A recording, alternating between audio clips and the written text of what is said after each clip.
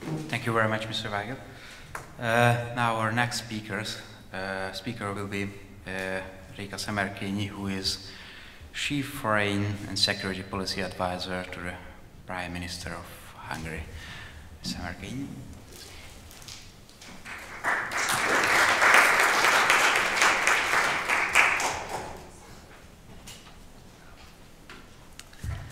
First and foremost, I would like to thank very much the organizers for putting such a wonderful event together, and I'm very pleased and honored to be here. I think we have really this honor and chance to have you in Budapest to see such programs and organizations to work and offer us a good opportunity to discuss key issues that we are facing. To start with, I would like to say that although I am what I was told, I would not like to present you any governmental opinion, because I think I would be boring, and you can get that from many of the newspapers as well, and I think that's not the point of inviting me here. What I would like to do is really to join into this sort of exchange of ideas and sort of see through some of the key questions that we're facing, because I have the luxury of having the free thought that this ambiance and the organization offers us. And when I was preparing my thoughts for this afternoon, it's a long day for you, and I think everybody is after a long week, and it's been very busy and traveling and everything, so I thought this is really hard for a Friday afternoon to put financial crisis into just before the weekend. So I really congratulate to every member, participant sitting here. I think this is a test of toughness and commitment to international happiness. And I think this is really what drives us here. And in Hungary, what is really a must is that you have to be pessimistic. So you're not. If you're not, then you're not a real Hungarian. So if you're given any topic, your conclusion is bound to be very negative, because from a bad situation, you can draw a number of very bad conclusions. And if you can't, then you're an American, but not definitely a Hungarian. But as I was sort of going through the big challenges and the big topics of the financial crisis, and for a Hungarian to talk about cures, I can talk about the root causes of the problem, or I can talk about the bad consequences. But cures, that's really something positive. That's a hard job for a Hungarian. So I thought that there's a number of developments that we're seeing, and they do lead to some very negative thoughts. Even if you're not a Hungarian, I think you're allowed to be some kind of concerned or having some pessimistic thought about the future of Europe and the future of a global cooperation system as we know it. Is it really the only reading of what's going on? And that's what provoked my thoughts for this afternoon. What we see is really a number of very difficult developments since the beginning of the financial crisis. We could see that the financial crisis really even further accelerated the European sort of decline in terms of economic power of the continent. It also is true that it was very difficult among the circumstances even to manage, for the Europeans, to manage the decline of the continent and to preserve some kind of a global influence, because not only was there a decline in the economic power as a result of the financial crisis, but also because Europe has for long, unfortunately, not been enjoying too much of a strategic vision. And I think you'd need to have that if you really want to do something in a difficult situation like this. In addition, we have a number of internal problems that are sort of rearranging our internal arrangements, and we don't really know how to sort out of them. The relative weakening of France and Britain vis-à-vis Germany has caused a lot of internal, discussion and, unease among the member states. Also, there is a relative power shift, as we can see as a result of the financial crisis, from the European institutions to the member states. Some cherish this, some not too much, but this is a definite development that we could see over the past few years. What we can also see is there are some very interesting external developments appearing in Europe.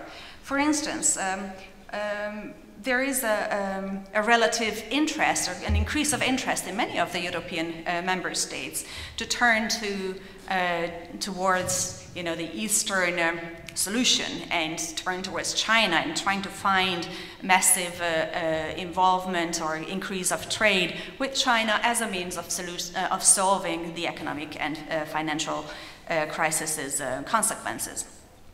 And it's true that there has been a lot more movement in this direction, but we could see also that Beijing has remained quite reluctant to purchase massive amounts of bonds from crisis-hit European countries. They were more active in buying some European companies and investing in some strategic assets on the continent, however. But there is always a concern coming with this, so that is really not a solution that we see as the solution for the future. There is a number of domestic tensions arising also from the crisis, unrest, political protest all around in the most crisis-hit countries in the continent. What we can see as a result is that this European sort of dual role of being an anchor of stability has also been declined and has also been questioned as a result of the crisis. So what we can see is domestic policies were also hit by the crisis.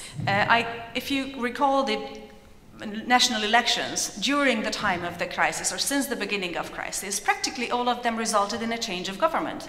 Practically every government fell since the breakout of the crisis. I counted until 7, but I think even after that there was a number, all the elections practically, or most of the elections really resulted in a domestic power shift as well. So that's not too good news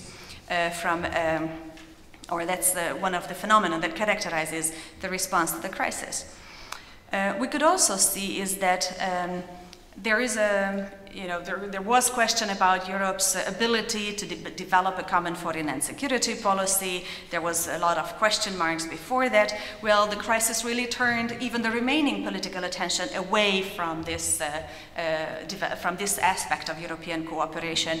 In addition to the shortage of money and the decrease on defense spending, all of this really does not create a very positive sort of future global role of the continent, or the European Union in itself.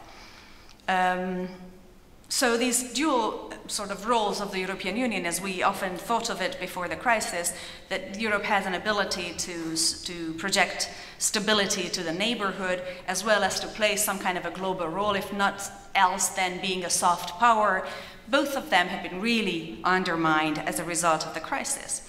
And I think that's more or less a conclusion that this is a very sort of dead end. We have been put into this, and as long as the crisis is over, there's really not much to do about it. And then I gave it a second thought, and I said, yes, we tended to think of Europe as a soft power. But was Europe really acting as a soft power on the global scene? Because I didn't see that much. And I think many of the Europeans were critical about the European Union's global role, not because it was not acting or not being a hard power, but because although it was a soft power, it was not even acting as a soft power. And it was practically not projecting too much of anything, not just hard power, but not even soft power. So although there's a lot that we have lost in the crisis, in terms of our economic stability and strength, also in our political stability on the continent, some social values also. If there's one area where we haven't really lost much, that's our global role. Because we didn't, it's just between us, obviously, we didn't really act as Europeans, a very forceful, soft power actor in the global scene either. So this is not a very Hungarian thing to have a cheerful reading of a situation.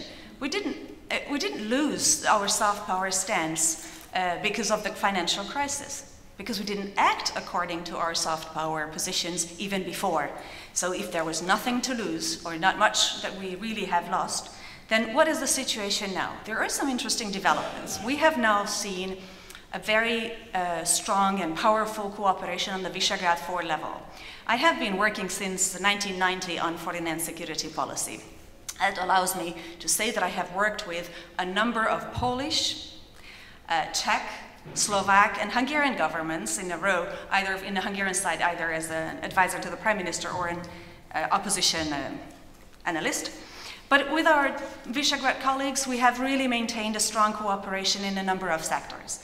And what I can see is that even in this, in this close following of the Visegrad cooperation, I can say that we, over the last 3 years, have really managed to do something a lot more positive, a lot more meaningful in the Visegrad format. We now have a very meaningful cooperation among the Visegrad 4 prime ministers. They meet before every single European Council. They coordinate their positions, they support each other's positions. So the strength, cohesion, and the ability to support Visegrad interests on a regional interest on a European level have tremendously increased, which is very positive, I think. It has really benefited all of our countries, and we're now seeing from a Visegrad 4 sort of prime ministerial to defense ministerial, foreign ministerial level, and now we're trying to sort of boil this down also to various economic developments and also some strategic aspects like energy, a very positive strengthening of cooperation, partly, and I have to say this, partly just as a result of the crisis, because now we're all forced to think together. And I think this is really the cure that leads me to the point of the discussion topic of this afternoon. Because what we can see on the regional level from a Visegrad point of view in the European context, this strengthened cooperation that really builds up not just trust but actual projects as well. Also in defense, we're setting up a common battalion, for instance. We're talking about a number of smart defense propositions, and we're really taking a very serious look at the pooling and sharing concept in NATO. We also see parallel to this a very intensified political support for the transatlantic free trade discussions and negotiations. And as a firm believer of this, that someone who has always thought that this is really important and we should do this, I've always said over the decades that it has come and then it has left, and then the idea come again and then it was taken sort of on the shelf. But always feeling the lack of serious political commitment behind the thing. Today, I think what you can see from both sides of the Atlantic and also from Washington, which I think is a very important development, is that there is a serious political commitment behind the TTPA talks. And I think this is something that really is a fundamental cure, a pillar of the cure of the financial crisis and of European or transatlantic role in the global context. Because what really this is going to mean is a much more strengthened position for both partners on the two sides of the continent. So, if we may say that before the crisis, the problem with the European sort of global thinking was that it was really too much inward-looking, too much complacent, maybe too much thinking about various unimportant things. Now the crisis really forced us to think more strategically. And that, I think, is really one of the very important psychological consequences of the latest developments. If not, I mean, I wouldn't be able to be too optimistic as true Hungarians, but at least to have a closer sort of pressure to put our priorities back in the right order and to see, what is Europe about? Is this so much about the technicalities that we have been working on for 20 years, since the early 90s? Or is it about something else, of trying to think in long term of the transatlantic or Euro-Atlantic values and how we can sort of prevent them from further diminishing, how we can promote them on a global scene, forcing us really to cooperate, because all of these challenges that we're facing, Asia, the global crisis, a number of very important energy and economic policy developments really show that neither any of the European countries or the European Union in itself or the US in itself is going to be really handle these questions on their own. So I think this kind of a newer approach, a very pragmatic but very, at the same time, very strategic understanding of the need for cooperation on the transatlantic relationship, a need for cooperation within the European context, and a need for cooperation on the regional context are really the cures for this financial crisis. And on this unusually cheerful note, which is totally, I disclaim responsibility for being somewhat optimistic as a Hungarian, I thank you very much for the organization and for the invitation. I very much appreciate your attention. I'm very open to questions, comments, and criticism. Thank you very much.